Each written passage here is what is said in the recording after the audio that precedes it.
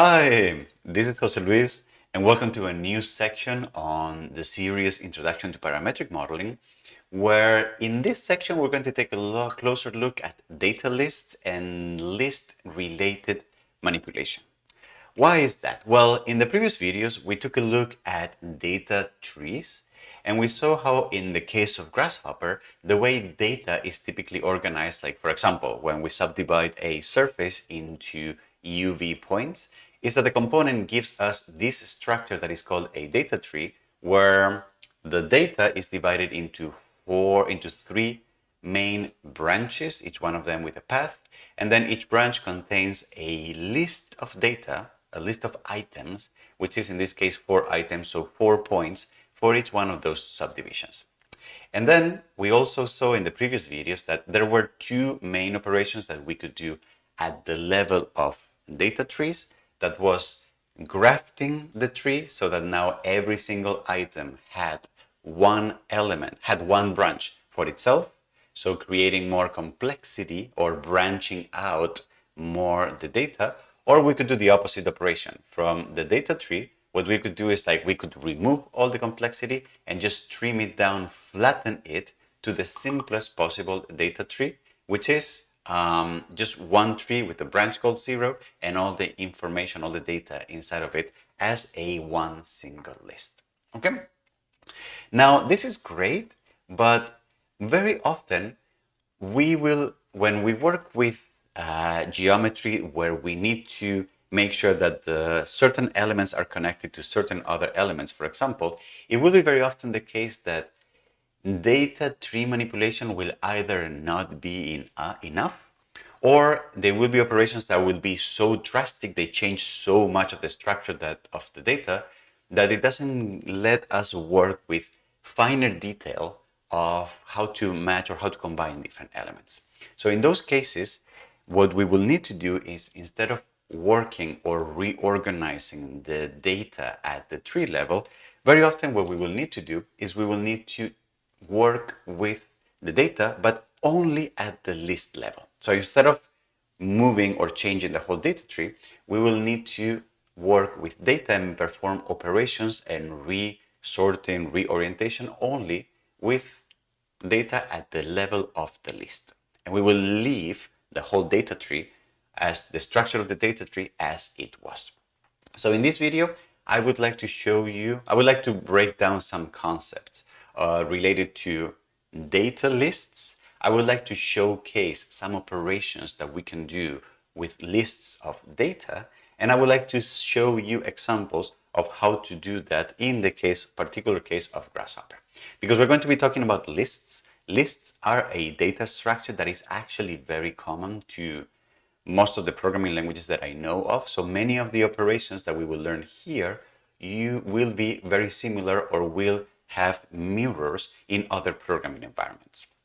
Data trees are a bit more Grasshopper specific, but lists are actually a very generic data structure. So the concepts that you're going to learn here will be transferable to other platforms. So let's get started. What is the first thing that I would like to talk about lists? Well, one of the most important properties, if not the most important property of lists, is what's typically referred to as the length. So let's take a look at that. What is the length? The length is the amount of items that a particular list contains. And knowing that will be super useful because we will very often need to do operations that somehow depend on how many elements are inside of a list. So in Grasshopper, how can we find the length of a particular list? So for example, here in this data tree, we know that we have 3 lists and we know that each one of them has 4 items. So there should be some component that tells us for each one of these that there are 4 items on that list. Where can I find that? If you remember, when we were doing data tree manipulations, we went to the Sets tab, and there was a full category called trees with all the components that made operations at the level of the data tree. So very similarly, there will be this other category called lists, that will have a lot of components that will perform operations only at the level of the list. And actually, we will today focus mostly on many of these ones here, and we will leave these other ones perhaps for exercises or for hands-on examples. So if you look at the components here on the list, you can see that there's this one called list length, which tells us that it's measuring the length of a list. So if I do that, if I plug this in here and I drop it in here, we can see that this is the main data tree. And then if I plug in the data tree that is coming over from here, and I copy and paste this panel, you can see that what I get is that I am getting, in this case, I am getting the same data tree structure. I'm getting the same data tree here. But what I'm getting is for each one of the branches, I am getting the number 4. So 1, 2, and 3 branches, each one of them with the number 4, telling us that each one of the branches has 4 items. This will be super useful because then, for example, if I ever want to get, for example, if I want to write a component that just takes the last element of a list, the last element is number 3. So I can do 4 minus 1 equals 3. So give me element number 3. We will see an example of that actually. Okay. All right, great. Now, I would actually love to also make you aware of the differences between the result that I get straight out of the component and the results that I would get if I graphed the data before. So remember, if I graph the data, what I'm getting is a new structure with 1 element per branch. So if I now try to find the length of the list for this data, what do you think I'm going to find? I'm going to give you 2 seconds. 3, 2, 1, boom. Indeed, what I get is the same data tree, but now instead of a lot of 3 number 4s, what I'm getting is the number 1 for each one of the branches, because now the branches only contain lists with only 1 element. Does that make sense? Now, similarly, if I were to work with the flattened tree, what do you think would be the result that I would get when applying list length to this flattened tree? Another 3 seconds. 2, 1, boom, you got it. Instead of getting 3 number 4s, what I get now is the number 12 because I only have 1 list with all the points that are here on this surface right here. Okay? All right, does that make sense? Do you think that was reasonable? Wonderful. So what is the next thing that we're going to take a look at? Well, now that we know the length of a list, we can actually make certain assumptions, or we can use that information to perhaps do a super common operation on lists, which is also taking one particular item from the list, extracting one particular item from a list. That operation is typically called listing an item, or is typically called cherry picking an item, or is typically called extracting an item. There's actually not a standard naming for this. So what does that look like? I'm going to go back to plug in everything in here. All right, so this is our original list, and this is how the length that it has.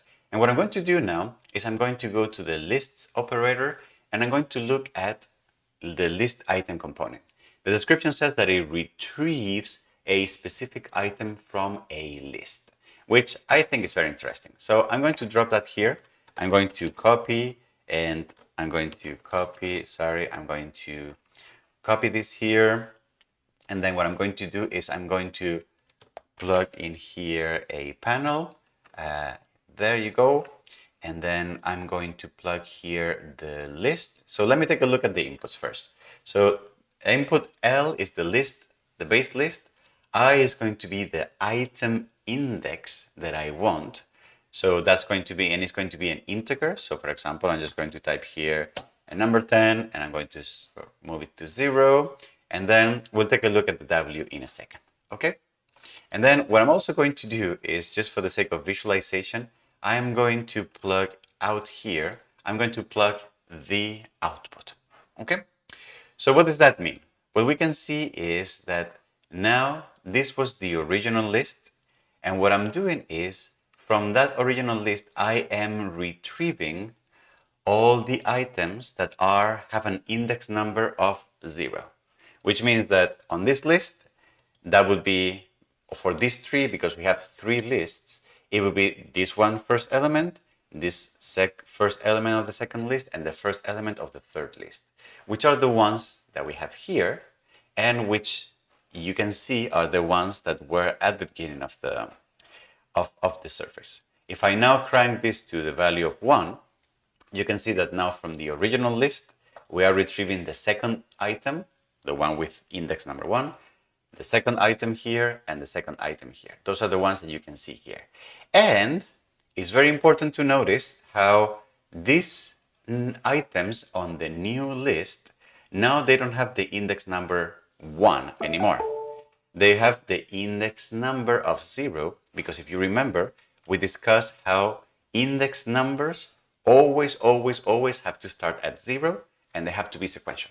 There can be no exceptions for that here in Grasshopper. So I can do 1, 2, 3, and 4, 5, 6. Well, this is very strange. We don't have elements 5 or 6 or 4 on the original list. Why am I picking those up? Well, there is another input here that is called wrap index to list bounds. What that means is that if this is true, and remember that hexagon means true or false as a data, if this is true, the selection will wrap over the full list, which means that if you choose an index that is over how many elements you have, it will go back to the beginning and it will start counting back from there. So if I actually set that to false, for example, with a Boolean toggle, if I set that to false, you can see that the component now gives me an error because there's no elements on item number 6 or item number 5 or 4. There's only 3, 2, 1, and 0. Does this make sense? All right. So as we typically do, now what would this operation look like if we do it on a grafted tree? Well, because all the elements on a grafted tree are elements that are now 0, then you're basically retrieving all the elements from the list. And if I do 1, I cannot take any one, etc., etc. What if I did it on the flattened tree? Well, because now what we have is one list with 12 elements. Now I only get the first one, and then I don't get this one or this one, but then as soon as I keep scrolling, then I now do have element 5 and 6 and 7 and 8 and 9, because the list that I'm plugging in here is much longer. The flattened tree has many more elements than when it was a data tree of lists. Okay. Now, this is very interesting, but we want to make sure, for example, how could I write an algorithm that makes sure, so for example, that always takes the last element of a list. So for example, let's say we are doing this surface and I want to make sure that I always pick up the last ones here. Well, I could do it 2 different ways. So first of all, because I know that, because for example, if I do it hard-coded and I have a number 3 here, the moment I increase the number of divisions, then my parametric rule breaks because I have not accounted for that on the list item option. So I have 2 ways about this. In this particular exercise, because I know where the data is coming from and that I generated it here with this slider, I could plug this guy here right away. And if I do that, and I remove this, then I know that no matter how many elements I increase, I'm always going to be retrieving the last one, because the divide surface and the list item components, they're both parametrically bound by the same parameter. So that could be one way to go.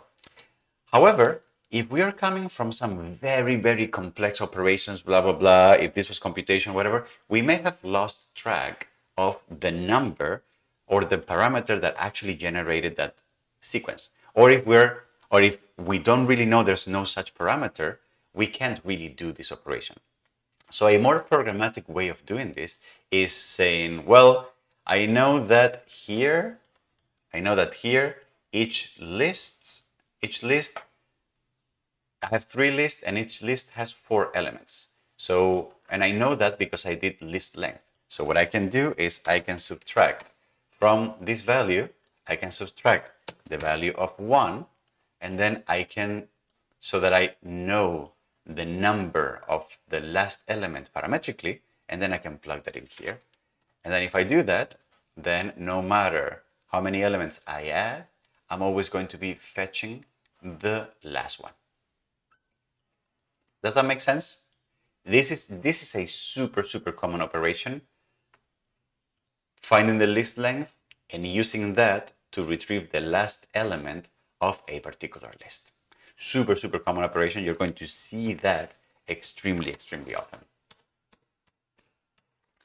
Wonderful. What else can we do? The next operation that we're going to take a look at is a super common one that we will do very often, which is going to be reversing a list. And what does that mean? Well, that means as simple as taking a list of elements and whichever the order they were in, just flipping that order. So whatever was first goes last, and whatever was last goes first, etc., etc. It's a very simple operation. So, for example, let's go back to the main example here where we have a data tree with 3 branches and each one of them has 4 elements. If I want to, for some reason, reverse the order and make this the last one and make this the first one, and the same for each branch, what I can do is I can go to Sets, List, and I can choose to reverse the order of a list. This component doesn't even really have options because it's just as simple as that. So I'm going to take this, I'm going to plug it in here, and then I'm going to plug the original list here, and I'm going to bring this down for comparison. And you're going to see that the point that was the first one here is now the last one on its own branch. The second one is the second to last in its own branch, and the same for each one of them. And I can see that visually if instead of displaying these numbers on the original tree, I display them on the flip tree. You can see that this point is now element 0, 1, 2, 3, and the same within each one of the branches. Okay? So, super simple operation. And again, before we move on, I would like to take a look at what does reversing, for example, what if we reversed the lists that are in the grafted tree? Can you think about this for a second? Think about it. What would happen? Well, nothing really will happen because remember, if we have a list, if we have a tree with 12 branches, each one of them with 1 item, if you reverse a list that only has 1 item, then the list remains the same. There's no change. Okay? And we can see that here. Now, what if we reverse the list that has the tree that has been flattened? Remember, that was a list that now contains the 12 elements one after the other. If we reverse that tree, that list, then we will have all the elements, the 12 elements, but now reversed all of them from the beginning to the end. So if I plug the reverse list here, you can see that now this was the first one, and then it goes this way, and it goes this way here. Okay? Which kind of makes sense as well. So reversing lists will be very common. And also reversing list is also a technique that is sometimes used to fetch the last element of a list, like we did before. Because if you have a list and you want to take the last element, what you can do is you can reverse the list and take the first element, which is always going to be 0. So it's a bit easier to do. It's just that computationally it's not very efficient. It's not very efficient, but it's also sometimes done like in a quick and dirty way. But in this channel, we don't like quick and dirty. Okay, we like clean, nice stuff. We're pro computational designers. Okay, so try not to use that technique. Wonderful. What's next? What we're going to see next is the next operation, which is going to be shifting the elements inside of a list. What does that mean? At a very simple level, what it's going to mean is that instead of reversing the whole thing, if we have all the elements on a list and we may just want to reorder them to move them one position up or one position down or two positions up or two positions down, whatever, however much shifting we want to do. So that idea of like nudging or displacing the items in a list by 1, 2, 3, or n different positions, that is typically referred to as shifting. All right. So let me reorder. I'm going to bring this all the way down here now. So let me plug this in here again, and let me plug this in here again to go back to where we were, and then let me show this here as well. Okay. All right. So I think we're ready to now. So we have the list, and what I would like to do is I would like to shift the elements on these lists that I have here. So you can see that I have the shift list component, and what I can do is if I look at the inputs, you can see that this is the list that I want to shift. The offset is how many elements am I shifting it up or down, and it has to be an integer. So let's take a look. This one is going to be a little more, so pay attention to this one. So I'm going to take the list and I'm going to shift it by, for example, one element. So I'm going to shift it by one element. And then what I'm going to get here is going to be this new list where if you take a closer look and you compare with the data tree, the original data tree, you can see that elements have moved one position up. So for example, the one that was the second is now the first one. The one that was the third is the second. The one that was the fourth is the third. And the one that was the first one, because there was no position before, has wrapped and is now all the way at the back of the list. Let's take a look at this visually, perhaps. So you can see that this was the arrangement of points at the beginning, but now if I shift them over one position, you can see that they all move like one unit up, and the one that was the last, it's now here at the beginning. And that works if I move 2 positions, if I move 3 positions, if I move 4 positions, they basically go and they remain the same because there were 4 elements on the list, but I can keep doing 5 and 6 and 7, etc., etc. I can actually do negative values. So if I change the slider to -10, I can also do, for example, I can offset them minus 1 unit. And then that will bring the first one to the last one, and all of them will be offset 1 unit. Okay. And similarly, how would this work if we did it on a grafted tree? Well, nothing would happen because since we don't have a list of data, we only have one item, then we cannot really perform this operation. How would this work if we had it on the flattened tree? Well, we have all the elements, but now we can actually, let me visualize this here. So we have all the elements, but now you can see that if I move them in one position, then the last one goes here, and then 2 positions, the 2 last ones move here, and all of them nudge 1 position. So we're basically affecting all the points at once, which also kind of makes sense. Let me go back to the original tree. Now, I want to highlight one of the options in the shift list component, which is the fact that this also has a wrapping parameter, which means that because this is by default true, this is what is making the elements, once the last element is gone, that's why it goes back to the beginning. But if this element was off, if this option was off, then we would have a very different behavior. So what's happening is that because all the elements are moving one position up, the first one has no position to go up.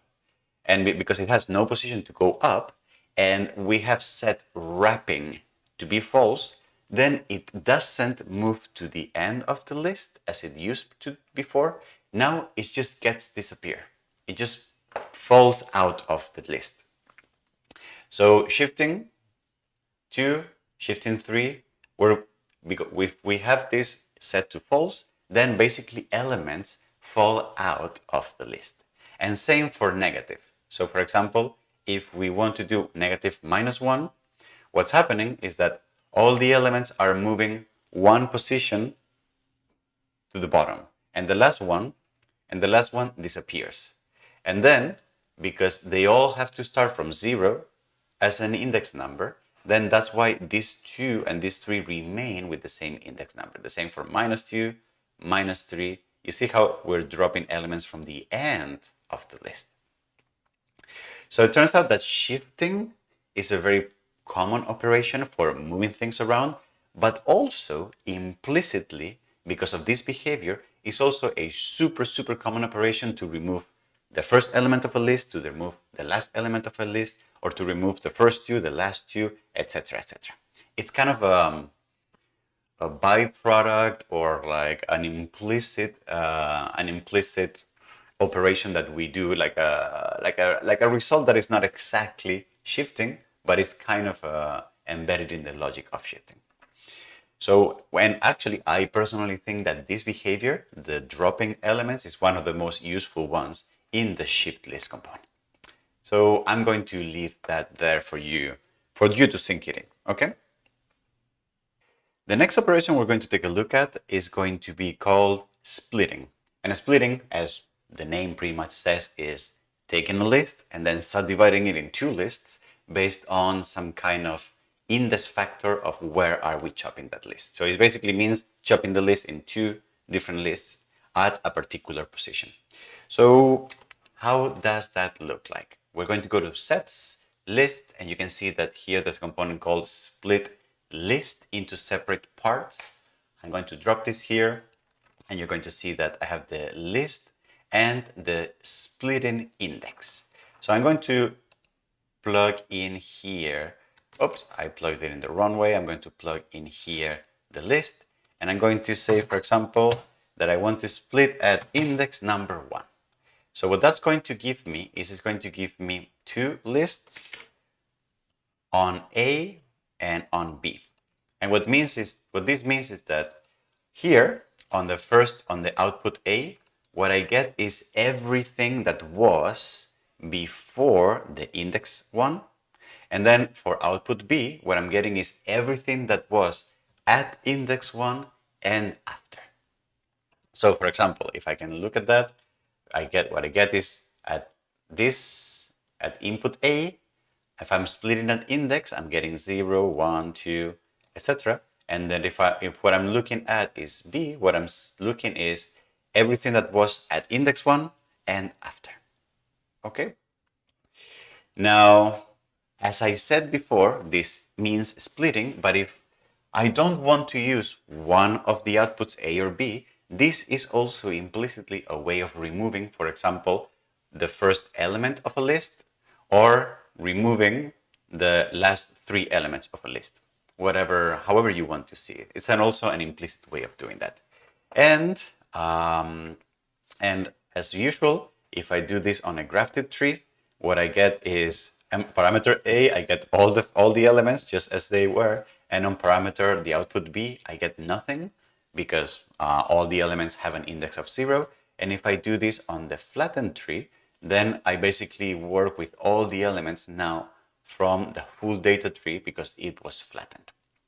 Okay, so we're already used to that logic. And what is the last operation that we're going to take a look at? That is going to be sublisting. Sublisting is very similar to splitting. It's just that instead of taking a full list and splitting it in 2 based on an index, what I can do is from a particular list, I can take a chunk, I can take a subsection of elements between a starting index and an end index. So in a way, it's like a better splitting because you have control over the beginning and the end of where you are cutting out that list. So what does that look like? So if I move all the way down here and I move my stuff over here, you can see that in lists, there is a component called struct called Sublist, which I can use to extract a subset from a list. And you can see that the inputs are going to be a list. D is going to be the domain of the indices to extract. So that's going to be a starting index and an end index. We've seen domains in previous videos.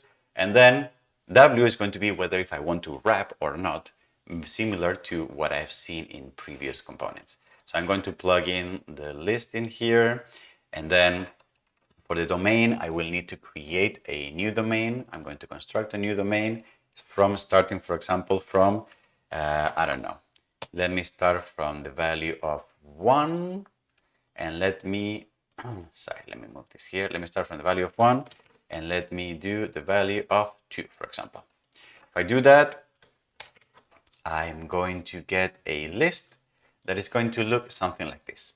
You can see that from the original list, and it's going to look something like this. So you can see from the original list, I have started with index number 1, including it. So I have taken the second element, and I end in index number 2, including it as well. So I have these two elements.